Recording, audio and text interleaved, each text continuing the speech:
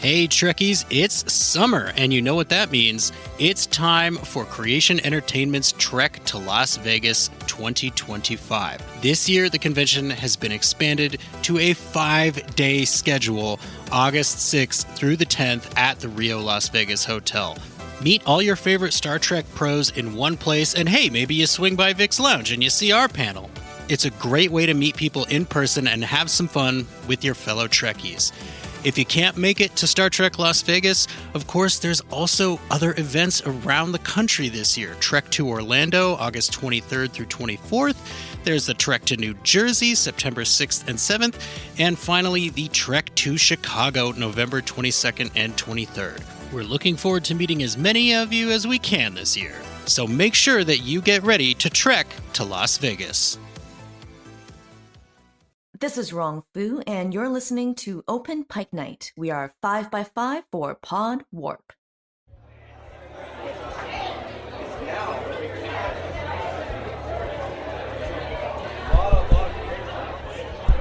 Is this thing on?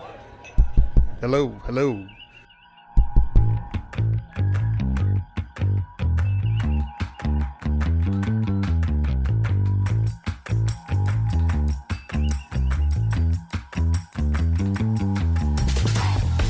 Welcome to Open Pike Night. I'm your host, John T. Bowles, here tonight with some amazing guests on stage and in the studio to have a conversation with the woman best suited to steer us on our trek through strange new worlds. We have studied up on our star charts, dusted off our finest dragon scale armor, and captured as many wizards as it takes to bring a podcast to life. And our valued guests on the Open Pike Night Stage have come to show their amazing support. Joining me today are my co-hosts. The man who knows a thing or two about navigating the pitfalls of podcasting. The easiest thing to do is just get you a first servant.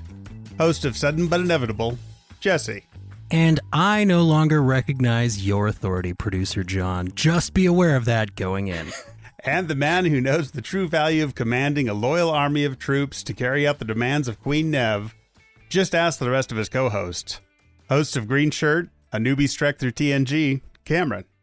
That's right, Producer John. Did you think your crimes would go unpunished, wizard? And tonight, we have an amazing special guest joining Open Pike Night for the first time. A woman who knows how to be front and center on the Enterprise bridge without needing a jar of pomade. A performer who's been working nonstop for the last decade, currently playing navigator Jenna Mitchell on Star Trek Strange New Worlds. Rong Fu, welcome to Open Pike Night. Thank you so much for having me. It's great to talk to you tonight. We're very excited to get another cast member and another bridge crew member onto the Open Pike Night Stage. And the way we're going to do our conversation tonight, we have it broken up into a few sections. And Cameron will start us off first. Sure. Well, thank you so much for coming on, Rong. Now, according to your bio, a crush on a boy apparently is partially responsible for your career in acting. Now, interestingly, you are not the first person to say that a crush was an instigating factor in the performance bug. So I'm interested to hear that story and just how you got into acting in general. That's, wow, you've done your research. Let's see. Well, I was in middle school, and I kind of found acting when I joined the middle school drama club. And then at the time I was also in band, and there was a boy who played the trombone, and I just thought he was the bee's knees. I was like, wow, boy, can that boy blow that horn. Anyway. Will Riker style. Yeah. We, so I had a huge crush on him, and that was in the days of like MSN. So I will admit, like 99% of our relationship took place over MSN and fell apart horribly that summer when I didn't realize he kept asking me out on dates. I would just be like, no, I don't want to go. Like, he'll be like, you want to go see the fireworks at the beach with my friends? I'm like, no, I don't want to hang out with your friends. No. I had no idea. I was so clueless. I mean, part of it, like, given I was 13 years old, so I was like, we were all clueless. Yeah. Yeah. So I'm like, if I had to go out, I had to ask my parents, and I didn't want to burn a permission hang out with him and his friends. And like in my mind at the time, like I didn't know what a date would be, but like in my mind, I imagined like we would be having steak and like red wine and a fancy dinner. Like that's what I was waiting for him to ask me to. But then also like what 13-year-old is allowed to dine in like a high-end restaurant. Anyway, he told me about this arts high school that he was going to apply to. And I had just fallen in love with drama. And I was really interested in the school. So when the time came around, even though our love never bloomed, I pursued that school. And I ended up going to an arts high school in Toronto and studied drama, and then just kind of stayed on the course. Very cool. I love the concept of burn a permission. I'm good. That's I've never heard it put that way, but that's fantastic. I mean, they were finite. Yeah. I'm going to try and instill this program for my daughter. I have no idea how, but I am going to try, because that seems like it worked in your favor. I mean, you're on Star Trek now. Yeah, there you go. Step one. Well, yeah, speaking of, we'll continue your steps to Strange New Worlds, but let's hear a call from Tess. Hi guys, hey Rong, this is Tessa, and while I absolutely loved every second we got of Jenna in Season 1, and I'm hoping to get more of her in Season 2, I was actually wondering what it's like to work with audiobooks in a strictly audio format. I read Iron Widow earlier this year, and I loved it enough that I then listened to it and loved it even more.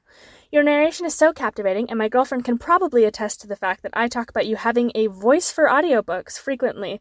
So I just really wanted to know what that process was like in comparison to working on films or TV shows. Thank you so much. Bye. Hi, Tessa. That is so nice of you. I'm so glad to hear that you enjoyed Iron Widow. Iron Widow is actually the first audiobook I ever recorded. So I really went in not knowing what to expect. I mostly work in theater and in TV and film, and haven't really done much audio work before that. So I was really kind of going in blind, but obviously like the source material was really great and was something that I felt I could attach my voice to. I would say, I mean, since then I've read for 2 more audiobooks and hopefully for Heavenly Tyrant down the future. That's the second book in the series. Reading audiobooks is like the Olympics. It requires so much stamina. It's a physical workout because it's just nonstop. And I only work for very short hours. I only record for 3 hours, but then there are pros who do it for like 8 hours and they can knock out a book in a day. Wow. I really like it as an actor because it's essentially cold reading, with some light preparation ahead of time. So it's a really fun way to kind of work my muscles and work with my instincts, and also to have that relationship with text, to lift a text up with just narration is also just very good exercise for text work with scripts and with acting in general. So I always like to take it as a bit of a fun exercise. How did you get into the audiobook field? I auditioned. Oh, okay. I got an audition that asked me to record a sample of the audiobook. And I sent a sample in, and then and I think I was actually like on my way to set for Strange New Worlds when my agent called me. I was like, "So you're going to be reading an audiobook?" And I was like, "Great." Because I have auditioned, like I've never been successful with any of my audio auditions or like in kind of voiceover work. So I was really surprised when I landed it. And it's since opened up a really cool door. So how did we get from the performing arts high school to, let's say, your first professional gig? I went to theater school. I went to York University after high school, and I knew I wanted to be an actor, but I really had my mind open to, exploring other options. That's kind of partially why I wanted to go to university instead of just like a pure conservatory. Mm-hmm. But then I, sure enough, ended up in the acting conservatory. And in our last year of graduation, we have something in Toronto called Theatre Ontario. That's just a showcase for all of the new graduates coming out of theatre school. And so I performed 2 monologues at that showcase that a lot of producers, directors, casting directors, agents show up for. And that's how I got my agent. And that's also I got an invitation to audition for a theater company called Soul Pepper Theater in Toronto. It's actually a theater company that I really love. So I was thrilled when I got invited to audition for The Crucible. And and I booked that role and have been very lucky to have been a working actor for the last 10 years. And it's been a good ride, I gotta say. Very nice. So when you got the agent, when he came to you and said, your monologues convinced me to choose you, like what's that moment like? I mean, that feels like that's the threshold, right? It felt like a huge win. I remember we were, leaving the theater after our showcase, and right away my phone, ringed with an email from an agent asking to meet with me. Wow. And I met with a few agents. And the agent that I'm with, Barb, she's been my only agent in the last 10 years, and she's been great. She's someone that I have really been able to grow my career with. And she was like, you're the first kid out of that theater showcase that I've ever met. And I think the 12 years that she had been an agent at that point. And so she was just like, I want you. And I was like, and we get along really well. And she always, comes to see my shows. She always is super there for me. And so, I'm really glad that I met her through that. Thanks, Barb. Was that her name? Thanks, Barb. Yeah. I was kind of distracted when you said it. So jumping ahead probably a little bit, I do want to say that I watched the trailer for Hello Again and super intrigued. I mean, it's a classic Star Trek time loop episode in a romantic comedy, right? So what can you tell us about that experience? Because it is co-created by Shang-Chi himself, I saw. Exciting. So what was that show like? And is there any way for American audiences to watch it? Ooh, good question. I believe that the production team is working on a way to get American audiences to watch it. I think they're shopping it around. Nice. Because right now it's available on CBC, which is the Canadian Broadcasting Company. It's shooting that show was such a whirlwind. Because we shot the entire thing in 5 days. We were shooting 17, I think 19 pages a day. So it felt very, that was also the same year that I shot Strange New World. So it felt like the contrast was huge. But it was a different kind of challenge. It was a lot of fun. Obviously, getting to play a romantic lead in a rom-com is something that I've always wanted. I remember it was a lot of fun, and it felt like family. It was the co-creator Nathalie Yan-Lai and our producer Teresa Ho and our director Melanie C. They're all Asian women that are at the center of this show that have put together a very diverse cast and crew and with varying experiences. So. But they create an environment for people to kind of, to learn in these positions that may be their first opportunity. For me, it was my first lead in a series. So that was great. And I love that experience because I realized like, hey, I could do this job and I really like it. And it's a lot of fun. I wish we had more time, more than 5 days, but it was a really fun show to shoot. It was definitely surrounded by really good people and a lot of love and a lot of laughter and, and a huge time crunch. How many episodes is it? I forgot. I think it's 8 or 10 episodes. It's more than 5 episodes. So you're doing more than an episode a day. Yeah. Wow. I mean, it's a time loop, so maybe you can kind of get away with reusing footage in a certain way, or I don't know. But yeah, I do recommend anyone you can find the trailer for Hello Again out there. And, I clicked on it going like, okay, it's going to be a romantic comedy. Let's see. But it looks really intriguing. I mean, I am a sucker for a time loop story, but check it out, people. Jesse, can we look at our budget for optioning that show so it's an Open Pike Night exclusive? Yeah. There we go. It's really close to zero. I'm just okay. to set expectations just so that you know, but it's not at zero. And now another interesting credit on your resume, it was May Flowers. Now, you are not the only person in this chat right now who has done a 48-hour film festival, but That's true. You are the only one who has dared do a martial arts film in that limit and had that film go out beyond just the festival itself. So, yeah, I mean, what can you tell us about the experience of writing May Flowers, and, what else have you written besides that? There's a group of us that got together a bunch of Asian artists in Toronto. We got together one night in a bar just to get to know each other better and to hang out, to build the start of building our own community. And then our director, Mariana, had the idea of entering us all into the 48-hour film challenge. So there was about I think 14 of us that signed up. And listen, we had production meetings ahead of time to come up with possible storylines, because in a 48-hour film challenge, so who did the challenge here? Yeah. John. Yeah. Yeah. You have no idea what genre you're going to pull out or what it's going to be. So we tried to be prepared. We were like, okay, what script can we create? What template can we create that will utilize all of us, or as many of us as we can? And we came up with a couple of script ideas and rough drafts. And then sure enough, on the day when we pulled out martial arts, that was none of it. We did not prepare for martial arts. We should have. We were all Asian, but we didn't want to stereotype ourselves. So we prepared for horror and comedy and drama and sci-fi, but not martial arts. So we got martial arts. We were like, okay, cool. We got together and we secured a location that was a flower shop. And so that's kind of where the story came from. We were like, let's work around with this location.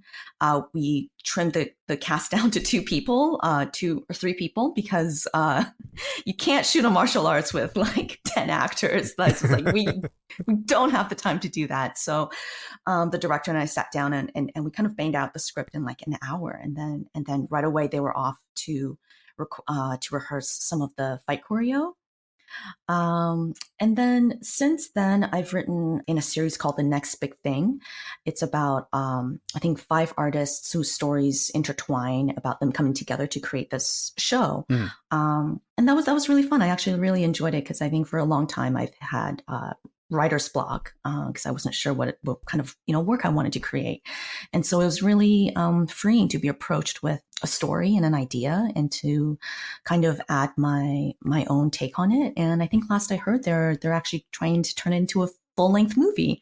So We'll see how that gets evolved. So is writing something you'd like to keep exploring and expanding on? I would love to. I mean, I spent a lot of years when I was much younger, I think while I was still in school, I dedicated a lot of my time in playwriting. Mm-hmm. I did a lot of, I had, residencies in theater companies in Toronto. And I really thought, as a young person graduating from school, that I was going to be an actor / playwright. But shortly after, I realized acting was the thing that brought me more joy. And like I said, I kind of hit a wall with my writing. I kind of, for the first time afterwards, kind of felt like I had lost my voice. Whereas before, writing felt like something that I couldn't do without in a day. And then suddenly it was something that kind of left me. And I had a mentor. I was kind of expressing my frustration with myself that I wasn't writing anymore to a mentor of mine. And she just said, so don't. And that was the first time anyone ever said something like that to me. She was just like, don't. If you don't feel like writing, then don't force yourself. Maybe it's time to step back and just listen. And that felt incredibly freeing. And I think I took her advice a little bit too far, because I really haven't written much in the last 10 years. Oh, and then I also have to ask again, is there any way for people to watch Mayflowers? I found a few clips in a Q&A online, but I couldn't find the whole film. So Mayflowers is also, we sold it to the CBC. So they do hold the rights to it. I don't know. We haven't discussed getting it out beyond that, but maybe that's a conversation we should have. We need to make more Canadian friends, too. So how long did it end up being for a 48-hour film fest? I think the film ended up being about, just under 5 minutes. Okay. Yeah. Yep. I think around 5 minutes. Yeah. Yeah, the clips I saw were good. I definitely want to see the whole 5 minutes. All right, well, let's hear from Michael. I think he has a question that kind of ties into some of what Rong was just talking about. You sure do. Hi there, Open Pike Night friends. Michael Kwan here, @KwanT on Twitter, taking the mic to welcome Rong Fu to Star Trek and thank her for her work on Strange New Worlds. I'm very happy to hear that we'll see more Lieutenant Jenna Mitchell in Season 2. It's good to see you at the helm or at the op station. Recent years have been especially hard on Asians, Asian Americans, and the AAPI community, with vast increases in anti-Asian hate crimes and even attacks on Asian elders. Asian representation is even more important at this time, and that representation on Strange New Worlds by Chrissy Chong, Jennifer Hui, Andre Dai Kim, Jia Sandhu, and Rong Fu has been strong and welcome. Rong Fu, you've joined a community of Asian-descended actors on Star Trek from so many different communities and backgrounds. Eugene Cordero on Lower Decks, Patrick Kwok Chun on Discovery, John Cho in the Kelvinverse, Linda Park on Enterprise and Garrett Wang on Voyager, Rosalind Chow and Patty Yositake on Next Gen, and legendary actors like Michelle Yeoh, Key Luke, and of course, George Takei. Do you have any personal Asian-descended actors you look to or draw inspiration from when you're working on Strange New Worlds or in any of your other roles? Just wanted to know. Thanks, and looking forward to seeing more. And Michael did write to say afterward, after I finished the audio, I realized I omitted one actor who played a small role, but who represents the single most dedicated Starfleet member portrayed in pretty much all of Star Trek, Adi Hussein, who played Lieutenant Aditya Sahil in Star Trek Discovery, and I will agree that tiny role is fantastic. Tore me up. Kind of heartbreaking. Yeah. So, yeah. Wow, Michael, thank you so much. That's such a thoughtful question, and thank you for bringing recognition to these incredible Asian cast members in this Star Trek family. Patrick is actually a good friend of mine, and so it was very reassuring to have had someone that I could reach out to personally and talk about the experience of being in Star Trek. And he's a tremendous actor and such a generous person. I love him a lot. Let's see, Asian actors that inspired me. I was always inspired by, I was absolutely electrified by Lucy Liu when I was in my tweens. And I still am. I'm obsessed with Lucy Liu. I think she is so, I just think she's fabulous and so fierce. And I think maybe part of it is because she played these roles when I was growing up as a young woman that really shaped me, like Oren Ishii in Kill Bill and her role in Charlie's Angels, where she just played these assertive, strong, funny, vulnerable women. And then most recently I watched her in Why Women Kill, and I was just stunned. I was stunned. I love her so much. Yeah, Lucy Liu's a big one. Michelle Yeoh, obviously. I mean, she's been like, I don't know. It says, am I mixing metaphors like a Northern Star, like a compass, like a goal, like a lodestar? Yeah, something like that. I think there's, I grew up in China until I was 8 years old before I came to Canada. So, it's very interesting that I feel like sometimes when we talk about representation, I find like having like a little bit of disconnect, because I did grow up in an environment where all the stars on screen were Asian that looked like me. And so for me, the idea that representation was something that we had to fight for, something that was to be desired, was really something that I didn't come to realize until like much later in my education. Because even when I came to Canada, I grew up in very diverse neighborhoods where there were, kids of all kinds of races and many Chinese kids as well. And, I hear different languages walking through the hallways. That's been my entire experience in Canada. And representation is important, but I think it's also important to, in times when there has been a rise in violence, that, we should also, shed light on the good things, on being proud, on celebrating our success. And so I'm really, really appreciative that Michael Kwan was able to recognize all of these actors on Star Trek. So I think that's really important. We have a lot to be proud of as well. So getting into Star Trek, what was the audition process like? The audition process was, so I knew I was auditioning for Star Trek. It was for the first episode. It was a Zoom audition. It was just still during the pandemic. So while most auditions are now on tape, but this specific one was, I think, one of the fewer like Zoom auditions that I've had. So I was a little bit nervous, especially because also I've been begging my agent to get me onto Discovery for years and years. I was like, please. As soon as I heard that Discovery was shooting in Toronto, I'd like send her a message right away. I'm like, Barb, I'll take anything just to be on Star Trek, anything.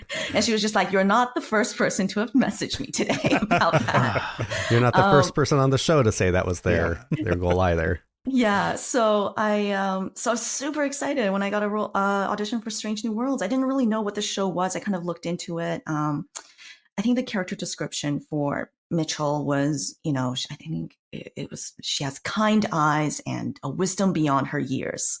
And I was like, cool. I totally know what that means. I'll just act with kindness in my eyes. But it was a nice little scene. It was like a scene between Mitchell and Pike, and they were, I don't know, pulling tractor beams or something. There was like some jargon around, and yeah, it was okay. I don't want to admit this, but this was the first time in any audition where I've cheated my lines, because I was so nervous about this audition, and I usually am not, but I was so nervous because it was Star Trek that I had trouble memorizing the jargon. Like I was getting tongue tied. And usually I'm pretty good with that stuff. But anyway, I was just in my head about it. So I was like, fuck it. I just cut out that little paragraph where I had all the jargon, and I taped it off camera on my screen so that I was able to kind of read it off looking the at page. the camera. I'm totally just looking at my eye line, and it's like tractor beams and something, gravity fields. And so I was really surprised the next day when I got a call. I'm like, hey, you're on hold for this role. I was like, no, I thought I bombed that audition. Yeah. Wow, that's quick feedback. Yeah. But it was fun. It was, with Mitchell, she's not as fully fleshed out. So my approach to her is always just to think about what would be the most fun thing to do. And for me, the most fun thing to do would just to pretend that I work in Starfleet. Yeah. So I basically play myself. It's just every time I'm on set, I'm just living in my fantasy of being a Starfleet lieutenant. So when you do the audition, do you know that it's going to be like a recurring smaller character, or do you not maybe think it's just a one-day gig, or like what did they tell you about the scope of the character when you auditioned? They just said that the character was recurring, but they weren't specific about how many episodes she was going to be on. So every time I was on, I think after episode 1, I was like, that's it, folks. I'm never coming back. Like, that's it. And then they brought me back. And then I was like, for episode 6, I was like, that's it, folks. Like, I was trying to manage my expectations. But it's been a lot of fun. And I'm super happy every time I get the call that I'm in another episode. And it's such a fun crew to work with. Excellent. And you were excited about Discovery when you heard it was starting to shoot. Were you a Trekkie, or was this your first introduction into the universe? I call myself a failed Trekkie just because I tried. Like back in the day, I think when they made the Chris Pine movies, when they made that reboot, like I did, that's what got me interested in Star Trek. I didn't grow up with it. So my friend Mickey and I tried to start a blog called Watching Star Trek. And our ambition was to watch every episode of Star Trek and then to keep up a blog about it. We didn't get very far. We didn't get to the end of, season 1 of TOS, but so I would say TOS is a series that I started watching, and then Discovery, and then I still have to make my way through the other series and some Lower Decks. I actually am a huge fan of Lower Decks. Yeah. So I'm a Trekkie in training. Excellent. I like that. So what would you say at this point? Like, what is your we call it the home Trek? Like, which Star Trek is your Star Trek right now?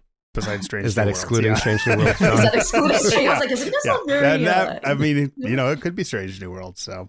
I mean, I would lean towards Strange New Worlds, but I think my home Trek, I think it's got to be TOS, because I think that's the one that I invested kind of my seedling of interest in. That's what you did a blog on. Yeah.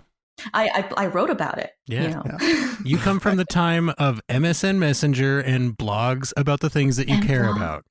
I know that time well.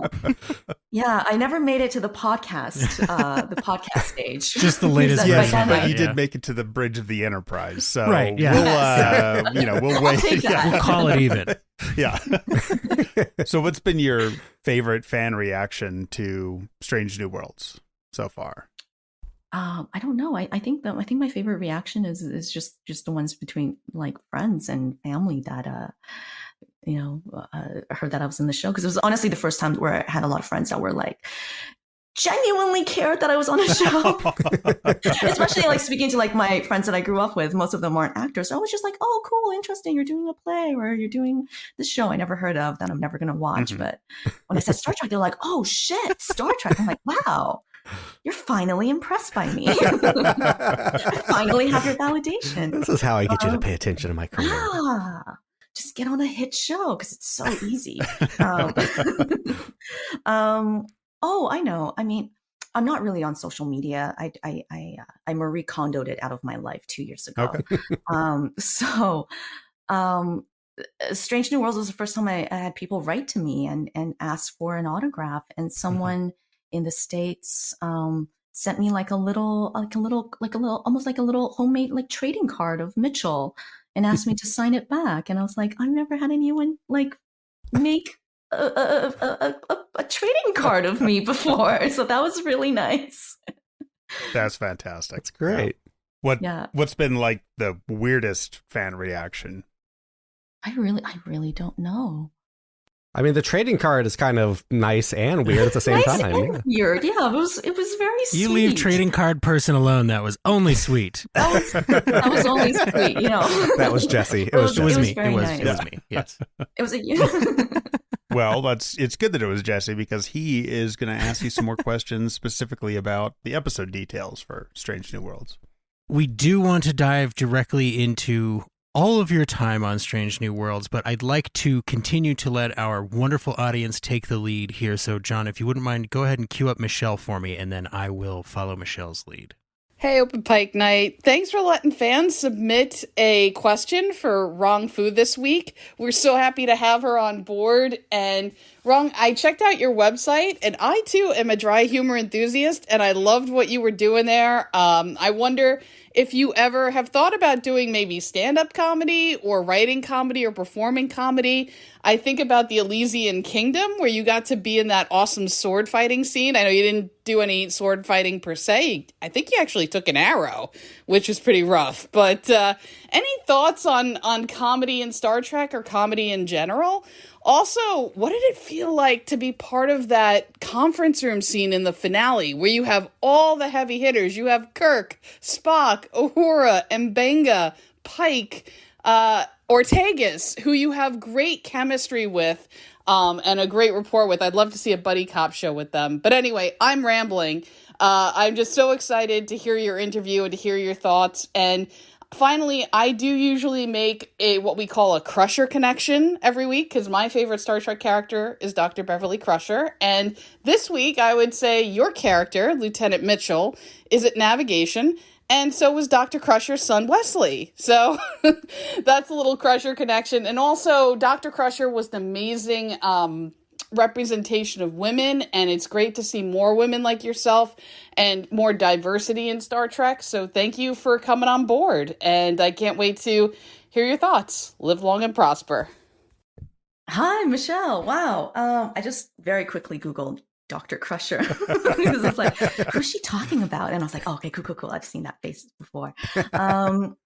Okay, where do I start? I love comedy. I think when you have the name growing up that is Rong, you kind of have to grow up with a sense of humor. Funnily enough, when I first came to Canada, my aunt came up with a few lists of names that I could potentially have. She came up with like very strange names. None of them were regular. She came up with names like Crystal and Rose and I don't know, Philomena. And I was like, these are like very crazy. I'm like, and I barely knew English. I only knew 3 words. I knew hello, goodbye, apple, and 4 words, and Jeep. You get around these were town. Jeep commercials playing in China. So I was like, Jeep. I know what that is. Eventually I settled on the name Lily, because Lily it's similar to my name in Chinese, Furong, which is actually much later I realized is actually hibiscus. When I was parading around being like, oh, it's like Chinese for water lily. It's not. But I remember in grade 3, I was handing in a math quiz, and my teacher, and I wrote Lily on it. I was like, well, let me test out this name. But I registered into school as Rong Fu. So my teacher, like she was like handing back the test, and she was just like, Lily, Lily. And she kept calling it Lily. And I was like, I don't know. I think she's mad at me. I didn't know what was going on. So I went up to the front of the desk and she was just like, is that what you want to be called? Like, do you want to be Lily or Wrong? And I just felt like such a fraud in that moment. I was just like, wrong, I'm wrong. But I had no idea that wrong sounded what it sounds like. So I remember there was a girl in the playground. She was like, like this Chinese girl. She was like, your name means wrong, right? And I was like, you're lying to me. I'm getting offhand. Anyway, I love comedy. This is deep. Like it means water lily. It's fine. It's water lily. It's not. It's hibiscus. It's not. It's like the Chardonnay of water lilies. Yeah. Anyways, I love comedy. I love doing comedy. It's something I don't do enough of. As to whether or not I've ever thought about doing stand-up, I love stand-up comedy, but I feel like that's a completely different skill. And like, don't get me wrong, I definitely, written a few jokes down or written a few bits down way back when. I've lost them since, it's something that I definitely would want to do more of because it's actually what I enjoy more. I enjoy doing comedy a lot more than I do drama. And what is it like being in the conference scene for Quality of Mercy? Yeah, that was so much fun. I felt like I had made it. I was like, I'm in the conference room. She is not just at the helm. And it was a long scene to shoot. You don't think that like that would take so long, but there's just so many people around that table and there was so much coverage. And I was just like, okay, just keep the ball going, Ron. Just keep the ball going. Don't drop the ball. Don't ruin everyone's day because you forgot your lines. And then sure enough, when it came around to my coverage, that's when we hit a wall. We were towards the latter half of the day and we just all lost it. I was just like, oh no, I dropped the ball. Yeah, that was a fun scene to shoot because I believe it ended up on the cutting room floor, but there was like a little bit that where Mitchell talked about growing up on a Vulcan community, and that's why we shouldn't be prejudiced against the Romulans. Unfortunately, that fact ended up on the cutting room floor, but I felt very happy to have gotten that little tidbit. I think when we were I was speaking to Chris Fisher, I think after the read through, and I was like, oh, I'm so happy to like have learned something about Mitchell, like her background. But now that is just a secret between us. And now everyone listens. And everyone who listens to this. Yeah, the secret's out. She grew up on a half Vulcan community. It's in the canon. I'm gonna make an article and put it on Twitter if Twitter still exists. And I will say, like, we actually have met and are pretty good friends. I don't know if you know Melissa Navia, but she's done some stand-up comedy. So we'll, if you want, we'll put her in touch with you. And she could probably hook you up. Yeah. Yeah, I love working with Melissa. We definitely crack a lot of jokes on the bridge. She's so fun. She's so fun. Speaking of the bridge, there are a lot of scenes where Pike is the only male character on the bridge, and that's striking for Star Trek and kind of TV in general. Is there like a noticeable difference to being on a set like that has such a high percentage of women? That's a really good question. I mean, it feels correct. It's the best way I can describe it. Like it doesn't feel super striking, and I think that's a good thing. Mm-hmm. I think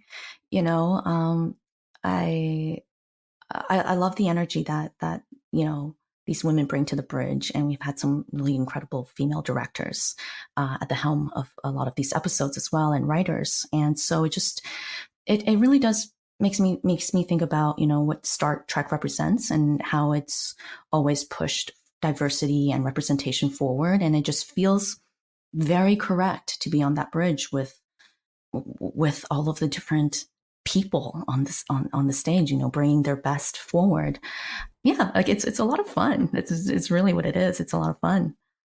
So in the first episode, and I think we may have a little bit of an insight on this one now, but your character gets to give the final assessment of the Enterprise's readiness before the ship goes to warp for just like the most delicious moment. And I gotta know, how did it feel to have such a moment of importance in the first episode of this series? It sounds like part of you was thinking, this is my one moment and then I'm fired. But, Yeah. but outside of all that, what did that feel like to go, I'm kind of setting this series off on its journey? It felt surreal. It felt like I was flying. I really did feel like I was flying a spaceship. I'm not lying. When I'm on the bridge, I really just pretend I work in Starfleet. I was like, great, another day on the job. It felt really amazing. Especially, for us, I think we ended that episode on the bridge, I think. Mm-hmm. Yep. Yeah, with Sam Kirk coming on and her as cool. Yeah, but I remember that feeling of going on a new journey and being in very good company with it. Yeah, I kind of remember getting like goosebumps when we were like, and especially like the graphics team are so talented. Like all of the monitors are live and responsive and well, not responsive, but they're cued live. And it really feels like we're flying the ship. And and I remember, Melissa and I sitting at the helm being like, do you know how to fly this thing? No. I guess well, I guess it's just whatever we do is just whatever we decide. That's how we fly the ship. So that felt really cool to be kind of like, wow, we made it and we're about to, jet set off into a new world and many new worlds, many strange new worlds. I mean, you may have answered this already too, but Jenna has a huge smile on her face in that moment. So ratio, how much of that is actor's choice and how much is just you enjoying the moment? Oh, it's 100% me enjoying the moment. I was just Fair, like, this is so cool. I love that. So it sounds like you mentioned some of the work that, for example, the UI designer Timothy Peel went to great lengths, to make sure that these console interfaces feel real.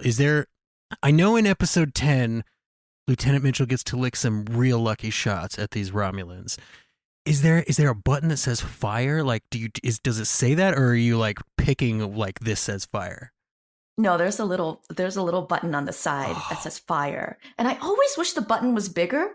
But it's probably good that it's not, because I would just press fire all the time. But yeah, there is a little button on either side of the console that has that points up and says fire on either side and control, I guess, both sides of the torpedoes and the guns. That's cool. That's very cool. Yeah, that's it's pretty cool. And then on the screen you can see like the ships coming in and when they go down and you're like, man, so cool. Yeah. So to be a series regular on a show like Strange New Worlds is to get a legitimate chance as an actor, of course, to try out a lot of genres over the course of a single season, obviously from science fiction to medieval fantasy. What would you say is the biggest challenge when moving between such vastly different kinds of episodes? I wouldn't say that there's much of a challenge, as it is just fun that we get to do something different every episode, unlike procedurals or shows where we follow like a long narrative, or procedurals that just, follow like a formula every episode. It's really fun. It's so fun. I mean, the medieval episode is definitely my favorite episode, because I was just like, I am like on Star Trek, but I'm like in Game of Thrones. Like it was incredible. I mean, the biggest challenge was it was a very sweaty costume. It was all like leather and pleather, so I was just sweating buckets underneath there. But it was a big costume. It was a big costume and surprisingly light. Because the dragon is actually just foam. Okay. Also for safety reasons, because otherwise I could just poke my eye out with the horns. Yeah, it's a lot of fun. I remember definitely in Quality of Mercy, when I realized it was Balance of Terror and how we wanted to match the tone of that. So that was really cool because I definitely felt on the set. And I think Chris Fisher did such a successful job of marrying the two shows and paying homage to that episode. And I definitely remember when we got onto the bridge for the first time, he showed us the opening shot from TOS. And we were like, okay, we're going to try and match this. And I was just kind of standing there and being like, oh my God, I'm sitting where Sulu is. I'm Sulu in this episode. That was my narrative in the back of my head. I was like, I'm Sulu. I made it. So awesome. that's actually a perfect lead into a question that our very good friend Peter has, if you wouldn't mind, Producer John. There we go. Hi, it's Peter again. Thank you, Miss Fu, for joining Open Pike Night and sharing your experience playing Lieutenant Mitchell. When an actor lands a role, he or she sometimes creates an imaginary backstory for the character, providing background information even though it isn't considered official. Did you do that when you got the role of Mitchell? If not, and if you could do that now, what would be something you would include in Mitchell's background or experience that developed her into the character we see on screen? Congratulations on a very successful Season 1, and we hope to see more of you in Season 2. Thank you, and live long and prosper. Peter, thank you so much for for the question. That's a very good idea. Like I said, like I bring a lot of myself into the role, and so I often sit at the helm and imagine Mitchell in her academy days. Just what kind of cadet she would be, and her journey as an ensign on another ship. And I always imagined that she was like highly qualified and very good at her job. I see her as someone with a good sense of humor, and something. Another thing that I often think about when I'm sitting at a helm is what is the worst possible decision I can make for Mitchell? Like, what is the absolute wrong story that Mitchell could be telling here that would just not help the crew at all? And I shared this with Melissa this season when we were shooting. I was just like, I've always wanted to do just like a few takes where Mitchell just doesn't give a fuck. She just doesn't care. Yes. Like, she's just sick of everyone's shit. She's sick of being dragged into all this drama. And she's just like, I don't care anymore. And every take, she should just be like, I don't know. I don't care. Shields up, shields down. Who the fuck cares? I don't care. Mitchell is over it. Oh, God, I want the Mitchell to have Strange New Worlds now. I mean, you joke, but at the same time, that would actually be a fascinating Star Trek episode to see a character who's like, you know what? You people really need to get your shit together. There's your episodic mystery for the week, too. Like, wow, what is wrong with Mitchell? She is not like this. Yeah, Mitchell is not okay. Do-it-yourself hair guy. Wow. Yeah. I want this so bad. Wow. Well, so that maybe answers my follow-up question, but we've been told that shooting the bridge scenes can be long and tedious. I believe they've been compared to like shooting the banquet scenes in Downton Abbey. And you are on a lot of those, and you're in a lot of those shots. What do you do to like keep yourself busy during those long hours, and how do you like keep that performance fresh? I read a lot. I usually bring a book to set just because I know there's just going to be a lot of waiting around and there are long days. I find reading helps. I can kind of escape my, I guess the mental fatigue a little bit from doing the scenes over and over again. But a lot other than that, it's really about just like managing energy levels. I joke on set that I'm like a succulent. I'm very low maintenance, but I have come to learn like, okay, it's hour 9. Maybe I do need a snack or another coffee, and I shouldn't be sheepish to ask for those things. But the crew does such a good job of taking care of all of us. And yeah, I think it's just about, for me, it's books. Books really help because I find getting stuck on my phone, can be a little bit more of a distraction, whereas a book kind of just helps me feel a little bit more, I don't know, present, and maybe it makes me look a little bit smarter on set. Like, I don't know. Mentally engaged. What are some of your favorite books? What are you reading? Right now I'm reading Year of the Flood, the second Matt Adams series by Margaret Atwood. And I read what did I read? I read Oryx and Craigs on set this season, and I tried to read The House of the Dragons, but it was way too dense for like set reading. Because I was just like, wait, I'm trying to like, this is too much information. This is too many names. And also the book reads like a history book. So it's not as engaging as Game of Thrones. So I was like, okay, I abandoned that one pretty quickly. It's important to know what you don't like just as much as what you do like. That's a good point. Mm-hmm. So, we've heard that there was going back to the Elysian Kingdom. It's sort of a favorite here at Open Pike Night. We've heard that there was a lot of ambition among the crew for shooting the Elysian Kingdom with very long days. Again, sort of like the set, lots of improvisation on set. Was there a scene of yours in the Elysian Kingdom that took longer to shoot than the others?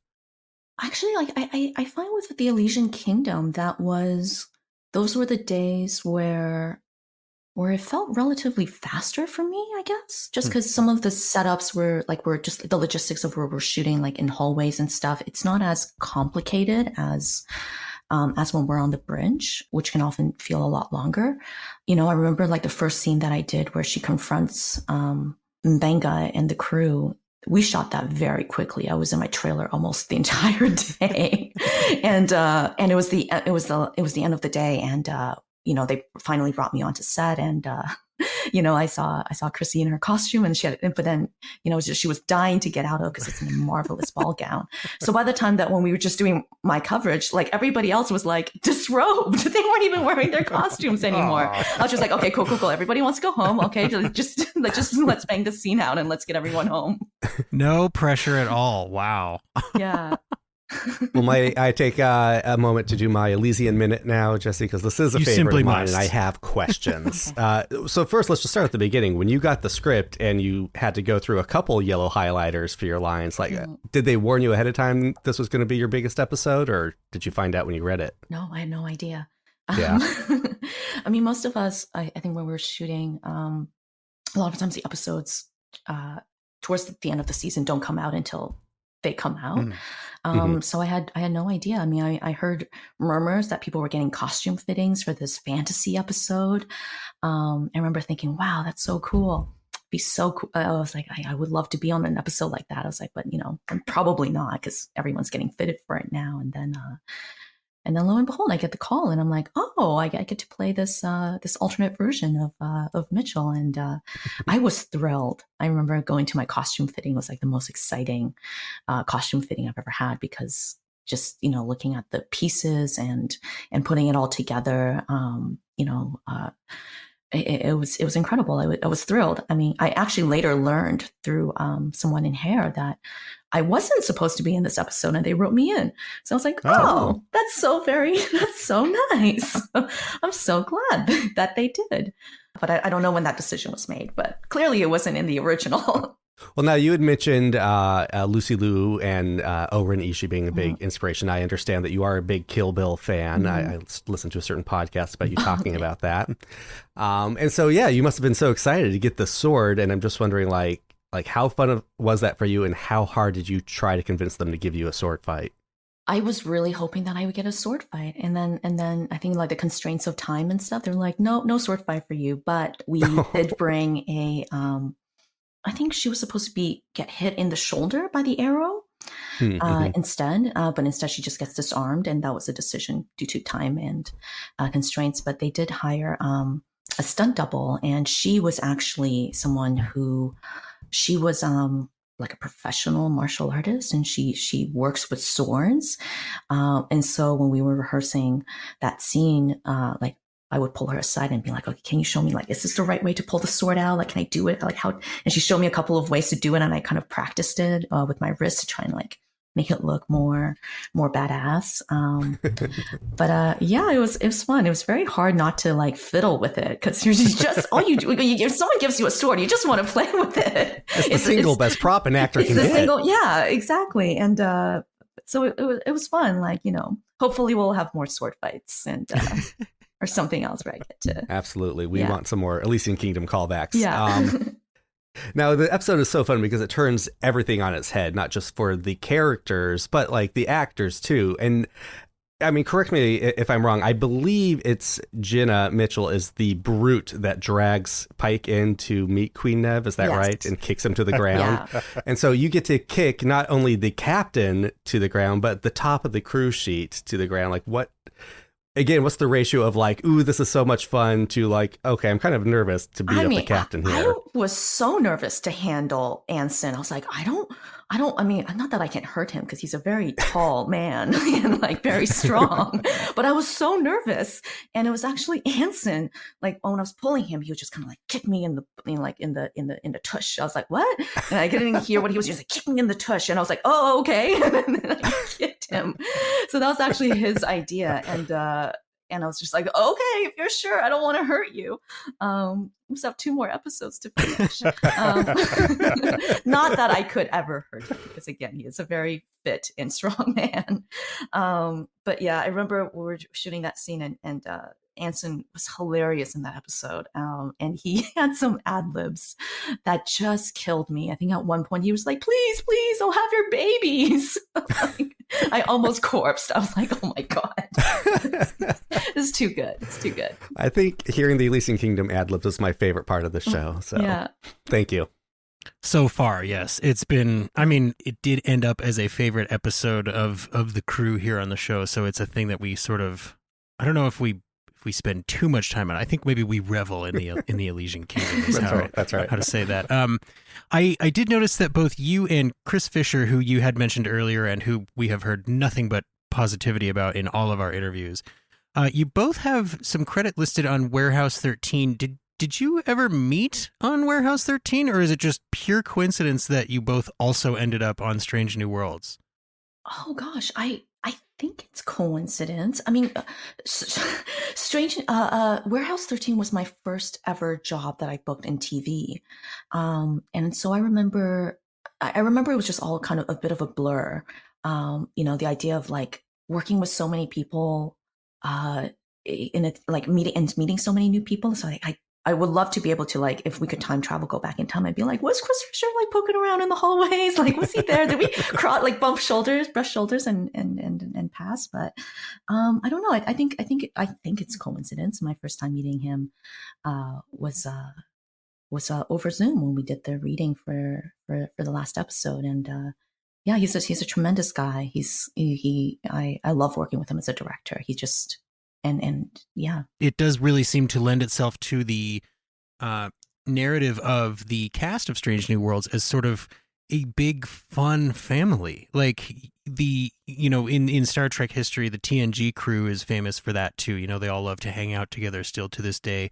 The TOS crew maybe not so much, but the Strange New Worlds crew, I mean, we can see those of us who do spend some time on social media have seen the photos of you all just hanging out and smiling together, and like to know that energy of just familial happiness seems pervasive we love hearing it reinforced. Sometimes I end up just saying thank you and not asking a question, and that's what's happening right now. So thank you for your performance. This is just, every time we have another interview, we're like, you guys, I can't believe we're still talking to people that make Star Trek. This is so cool. Yeah. Oh, thank you so much. I mean, that's so great to hear. And then it's, I definitely remember, when we came back to shoot episode 1 in season 2, it was before the show came out. So none of us had seen it yet. And Chris Fisher was like, guys, like we were sitting on a diamond. It's like that love that we have, that fun that we all have on set together. Like that really translates. And that was a really wonderful thing to hear, that, we got a lot of stuff right. And that, that what you see, like the camaraderie, the respect, all of that it's genuine, and it shows through. What was the difference in shooting season 2 than season 1? What did you put into words? The different feelings there? It felt more comfortable, I guess. A lot of the same crew and returned as well, and so it was really nice. It was my first time doing like a second season of a show, and to return and to see familiar faces. So I really, really value that a lot, because a lot of times, especially in TV and film, it's like, you work with people for such a short amount of time and then you never see them again. So it's really nice to catch up again with these people that I spent like a significant amount of time in during the pandemic too. That's also the thing. I think we made this show during the pandemic, and we kept each other healthy, and and so there was really like that sense of care was definitely very pervasive, and yeah, it felt like I loved it. I was very happy to be back. And of course, my cynical self was like, oh, okay, well, you're in one episode of season 2. Goodbye, everybody, and never again. And they brought Can me, you tell us if you were in more or less episodes than season 1? they brought me back for a few more. A few more. Okay. Yeah. Good to see you in more than one episode. We got that. Yeah. That's our scoop. As you talk, you're sitting in front of a little library there, and we've actually interviewed a bunch of people in front of their bookshelves. I'm curious, are those your favorite books behind you, or what do you got on your bookshelf these days? They're teasingly angled so we can't read the spines. Oh, I know. are they? I think that's the Cursed Child there. I think I recognize. Wow, good eye. Yeah, I do have the Cursed Child there. It's a bunch of things. I have my favorite series, obviously, like Harry Potter and Game of Thrones. I have a bunch of plays that I've collected that I have to admit I've only read about 40% of them, because there's a period of time where I just was like, oh, $1 for a play at a secondhand bookstore. I'll take you home, sir. Never to read you again, ever. Yeah, it's just these are just like books that I've collected over time. I love series because I love long form entertainment, anything. I just love television. Well, if you ever start up like another blog or a video blog, I think I could watch Rong Fu at the bookstore, because that sounds delightful. She's very ambitious in the bookstore. Yeah. That's a great title for it. Yeah. Yeah. So I think to go ahead and close out my segment, I'm going to go ahead and toss this to our other friend, Jesse. It's not me sending in a question to my own show. I promise you this is an entirely separate person. Producer John. Hey guys, it's Jessie. I love that you are having Rong Fu on the podcast today. We only get a glimpse of Jenna on Strange New Worlds, so I hope we get to see more of her. So my question for Wong would be, what is the best part of playing her, and what do you hope for the character in the future? Thanks, guys. Thanks, Jesse. My favorite part of being on Strange New Worlds is sitting at the helm, because there's really nothing like it. You're like, I'm flying a spaceship today. And what do I hope happens to Jenna? I don't know if this is correct. I've shared with you guys before. I have a lot of bad ideas. I've yet to hear one, please. We can see like apathetic Jenna. But I don't know. In episode 6, this is a little fun fact. My fiance was on the bridge with me. He played Ensign Shankar, and we had a few days on the bridge together. So like maybe a romance between Jenna Mitchell and Ensign Shankar. Maybe something like that develops. Yeah. I don't know. Maybe a little love on the bridge. She takes him back to his quarters. He finds out she's a book hoarder. Yeah, exactly. Yeah. She's trying to be delicate because she is his superior officer, and so she's trying to, be mindful and avoid like harassment charges. You've thought about this. I really like this. Abuse of power. Look, do you want to be a lieutenant or not? Like, take me out. Again, the Jenna Mitchell cut. Make it happen. Wow. But truthfully, I would love for Jenna to have like a away mission. I think that's everyone's dream when they're on the bridge. They're just like, I just want to go on an away mission. Please. The bridge is my favorite part, but get me off it, please. Get me off of it. Yeah. We did hear that from Melissa. She's like, the one episode where everybody is issued a gun and they go fight something, I get left on the ship. And we were like, that did happen. It does happen. This season, I don't think it's revealing too much, but there was a scene where everybody left the bridge to deal with a situation, and it was just Mitchell on the bridge. It was just like a mass exodus of all the characters. And then when that blocking happened, I think we were all like, we need to do something here, because it was just me and like 2 extras, and the bridge felt very empty. Did you take the captain's chair? Were you the highest ranking officer? Oh, yes! Not in that scene, but I hope they keep it. It was like an establishing shot in an episode. It was the end of a shoot, and Bill Wolkoff came up to me and he was just like, Rong, since you are the most senior officer on the bridge, you you get to take the seat. What a And guy. Bucket list. freaked out. I was so happy. I was like, yes. And that's also when I realized I probably should never be captain, because I think the first thing I said when I sat in the chair was like, okay, guys, let's go kill some Gorns. All right. I want spin-offs. Maybe not final time tonight. Jenna Yeah. Mitchell cut. Yeah. Make it happen. That's amazing. I mean, I do want to ask real quick. You mentioned maybe a couple. Any other deleted Jenna Mitchell scenes throughout season 1 that we never saw? Initial scenes. No, I think they got most of them in there. They all end up. All Yeah, right. I was That's very good. happy. Yeah. Yeah. I will be checking the Blu-ray like obsessively, so not a problem. If there's something, I will find it. Don't worry. You will find Yes. it. Yeah. There was one shot that I think it was too quick for anyone to notice, and I was really worried that people would. But I think in episode 6, there's a moment where we get hit by the ship, and I think I was the only person who moved on the bridge. Like, we were hit, and and we worked so hard in like coordinating when we move and when we don't. And I remember watching that clip. I was like, I'm the only one. I look like an idiot. And I think immediately after I say something like the impact is negligible. So I was just like, what is going on? Only I Did we felt have another it. wide shot? That's great. I'm going to be watching. Let's go watch the whole season again right now to look for that shot. That's. I think that's a mandate, actually. That's great. Speaking of mandates, John, I know that we have some stuff that we have to do towards the end of every episode, so I'm going to toss this back to you if you don't mind. So we've been asking everybody involved with season 2 for what we're calling a one-word tease. For instance, Melissa gave us weapons. Bill Wolkoff said go. So if you had one word you could say about season 2 that's not a spoiler, it doesn't mean anything to us right now, but when we watch season 2, is there one word you would have to give to the audience? And too late to say captain's chair. You've already told us that story. Damn it. Oh, this is tricky. What would I say? Whatever you're comfortable giving. Yeah. Yes, we don't want anyone to get in trouble because they went on our show.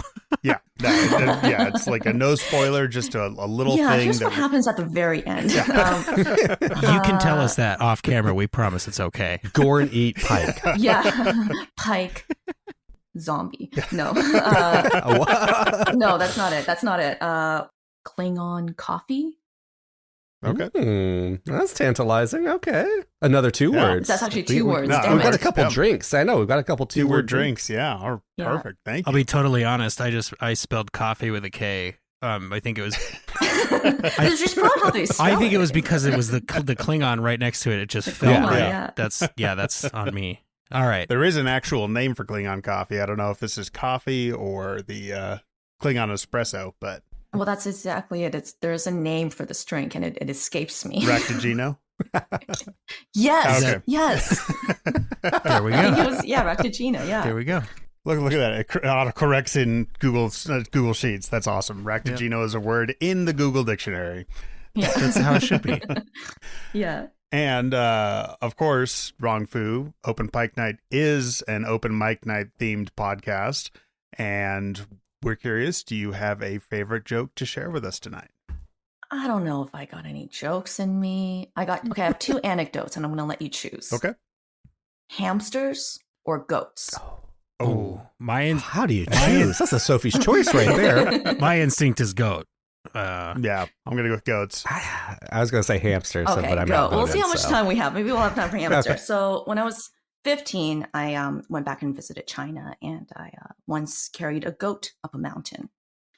So we were visiting some family in like the old country, and they lived on farms that were carved on the side of a mountain. And I think this was like third day into our visit, and there was nothing to do. It's in the country. There was no internet. So I was bored out of my mind. And the lady of the house was just like, "Oh, you're bored. Do you want to go play with some goats?" And I was like, "What? Yes, I absolutely do want to play with goats." I was like, "Can I milk them?" And she was just like, "Probably." Because I was like, look, like I'm visiting a farm. I've always wanted to milk an animal. Like it's a little perverse, but that's just what I wanted to do at 15. That was my only ambition. I want to milk an When in animal. Rome. When in Rome. So we walked down to the mountain and to a goat farmer's house. and she had a bunch of goats, and she let me milk goat, and it was thrilling. It was pretty much and then at the end of the day, she was just like, well, do you want to take a goat home and keep playing with it? And I was like, yes, I do want to take a goat home. So I picked up a small goat because the goat would not come willingly. So I picked up the goat and I carried it all the way up the mountain. And along the way, it was very angry with me. It kept like baaing like throughout the mountain. You'd hear it echo and like bah, like echoing through the mountain. And then when we brought it up to the home, it started raining, and the family had laid out tarp on the courtyard to collect the rainwater. And this goat was not happy. It was already pissed. So it just jumped onto the tarp and it started shitting everywhere. And the lady got so mad at me. She was like, you have to take this goat home. So I was like, really? So then I picked up the goat again, because again, it would not come willingly. I picked up the goat and I had to carry it down the mountain in the rain. And that's my goat story. All right, Cam, I'll say it. I want the Mitchell cut where she finds a goat in an episode. She finds a goat. Yes. It's a space goat. Yes. She finally gets on an away mission, and she has to carry a goat everywhere. Wow. The goat swallowed her phaser. She needed. It writes itself. She has to milk it to fire the phaser. It writes itself. Wow, you guys, this has been an absolute pleasure and a joy. I have to say, just on behalf of all of the titillated Star Trek fans that can't just quite contain how excited they are about Strange New Worlds, thank you so much. Now, in trusting that we will have you back on after season 2, I will let you hold off on the hamster story. Okay, we'll save it for next time you come on. Yeah. Yes. Do you have anything else you would like to promote right now to all our listeners beyond your Strange New Worlds? There's an audiobook that I just recorded called We Should Not Be Afraid of the Sky. There's another show that I'm on called The Accused that's coming out sometime next year that I'm in an episode of. And and I have my fingers crossed for season 3 of Strange New Worlds. And they're talking about it, Henry assures us. Yes. They're discussing it. That was the last update we had. That's all. Yeah, like I'm winding down for the holidays, so please send me good vibes so I can survive. I thought you were going to say cards of yourself for you to sign. Yeah, both, definitely both. And both, yeah. Cards are always welcome. We've been talking tonight with failed blogger and successful Star Trek performer Rong Fu. Rong, we can't wait to see more of your character Jenna Mitchell in season 2 of Strange New Worlds. And thank you very much for speaking with us tonight. Oh, thank you guys so much for having me. It's been a blast. As always, we want to keep every episode of Open Pike Night free to all. And to make that possible, please head over to patreon.com/openpike or our website, openpike.com. Our supporters on Patreon have already had a video greeting from this recording and a post discussion after they enjoy the episode. One of the many benefits you too can have when you become a patron for as little as $2 a month.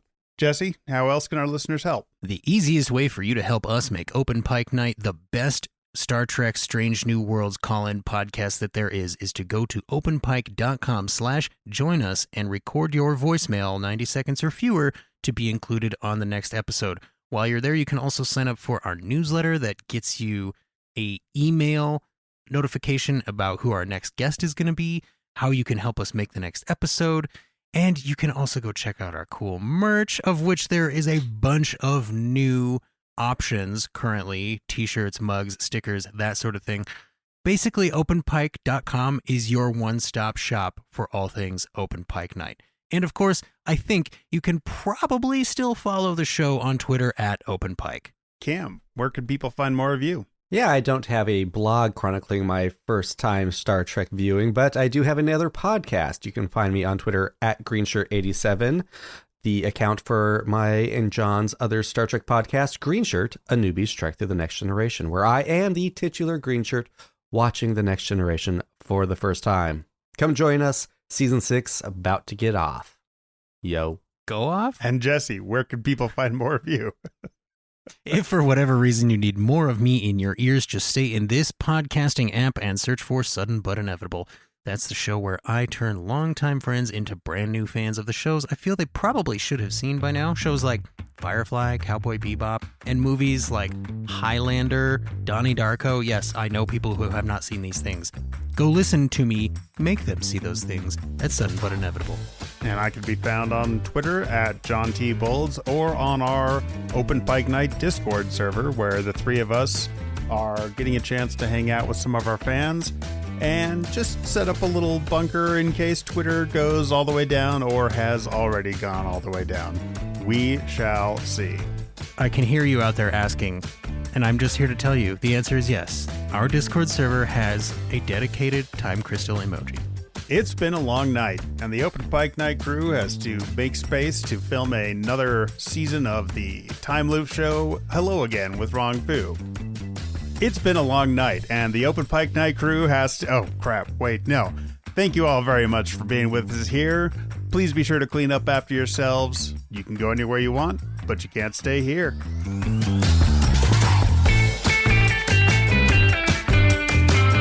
Yeah, we lost John.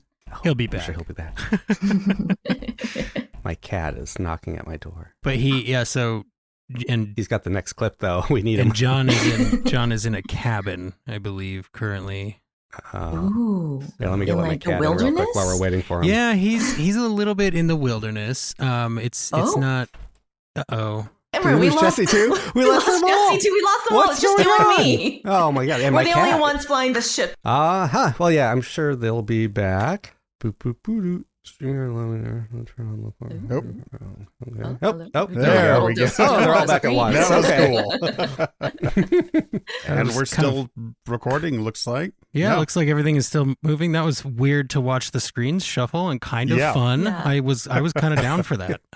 Wow. Okay, so pretend that didn't happen. The magic of editing.